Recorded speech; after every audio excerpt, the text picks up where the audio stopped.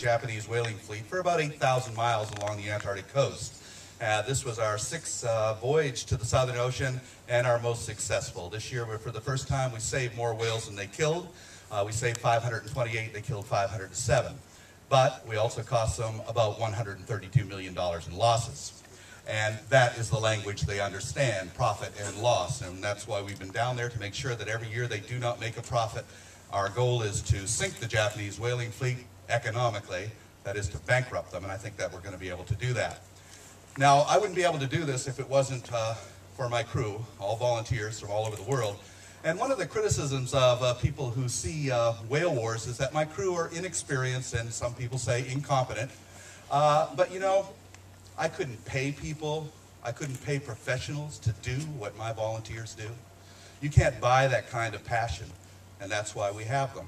And I took some comfort by looking at the letters to the editors of the London Times in 1911, when a similar criticism was directed towards Ernest Shackleton for having incompetent, inexperienced crew.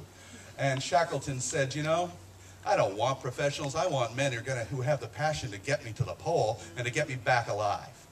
And that's what I have with my crew. And in 33 years, we've never had anybody seriously injured. We've never injured anybody. We've never been convicted of a felony, and we've never been sued because we're going up against people who are committing crimes on the high seas.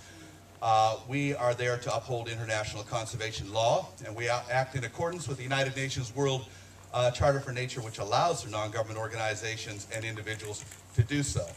And when people say, you know, why are you taking the law into your own hands? We're doing it because the governments of the world do not have the economic and the political will to do it.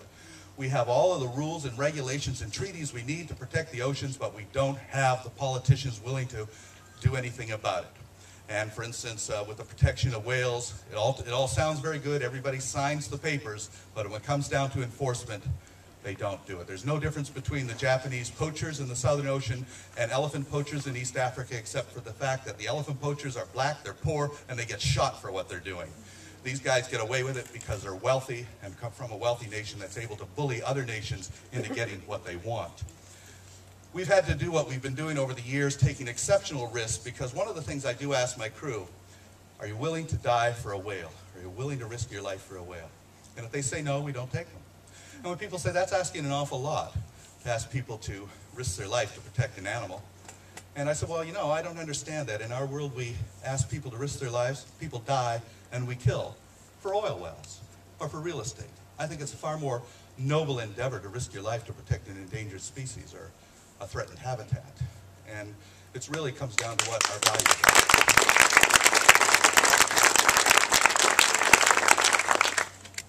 One of the things that I've found over the years that is required really to do what we do is to have an immunity to criticism.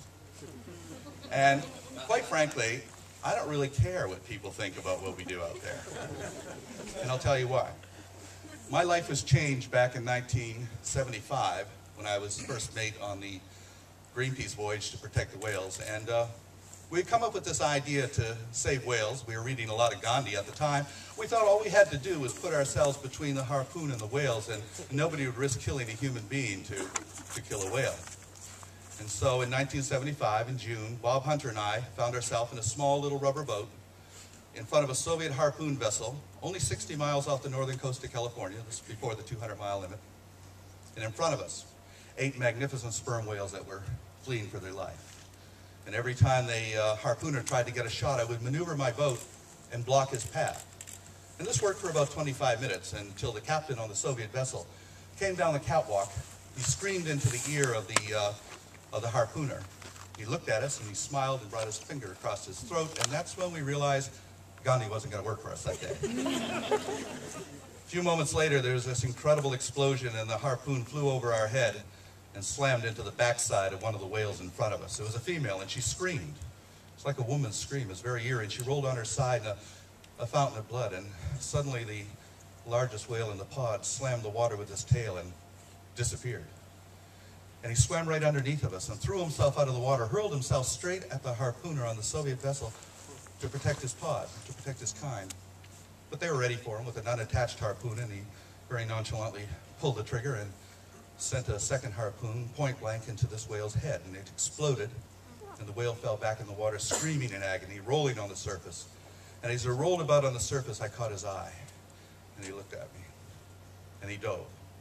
And I saw a trail of bloody bubbles coming at us real fast. And this whale came up and out of the water at an angle so that the next move was just to simply fall forward on top of us and crush us. And as his head rose up out of the water, and I saw this eye come up from the ocean, and I looked into that eye, I saw something in that eye that changed my life forever, because I saw understanding. That whale understood what we were trying to do, because I could see the effort that the whale made to pull himself back. I could see his muscles clench. He pulled himself back, and his head began to slip back into the sea, and I saw his eye disappear beneath the surface, and he died. He could have killed us, and he made the decision not to do so. So the fact that I'm alive today is because that whale made that decision. So I owe my life to that whale. But I saw something else in that eye, something that really had a profound impact on me. And it was pity, not for himself, but for us.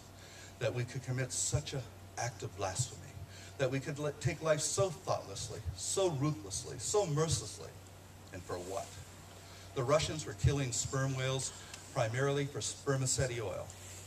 And one of the uses for spermaceti oil was for lubricating machinery. It's a very high heat-resistant oil. And one of the pieces of machinery that were being manufactured by the Russians with spermaceti oil were intercontinental ballistic missiles. I said, here we are, destroying this incredibly intelligent, socially complex, beautiful sentient creature for the purpose of making a weapon meant for the mass extermination of human beings. And that's when it struck me. We're insane. And from that moment on, I said, I'm not going to do this for people. I'm going to do this for them, for the whales, for the creatures of the sea. And that's what we've been doing ever since. In 1986, we sank half of Iceland's whaling fleet at dockside and destroyed their whale processing plant. It was a $10 million hit on their industry that took them 17 years to recover from. And after that, a former colleague from Greenpeace came up and he said, I just want to let you know that what you did in Iceland was despicable, reprehensible, and unforgivable. And you're an embarrassment to this movement. And I said, so?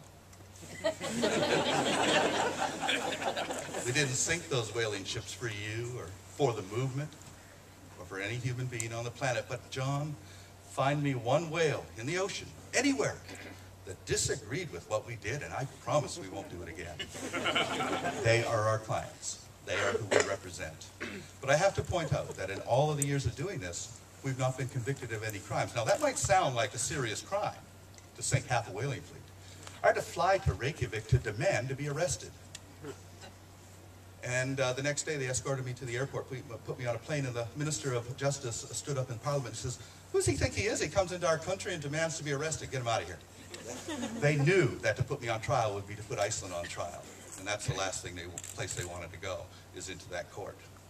Because we intervene against illegal activities. That's what we do. Last year, I gave a lecture at the FBI Academy in Quantico, and one of the FBI agents said, you know, Sea Shepherd's walking a pretty damn fine line when it comes to the law.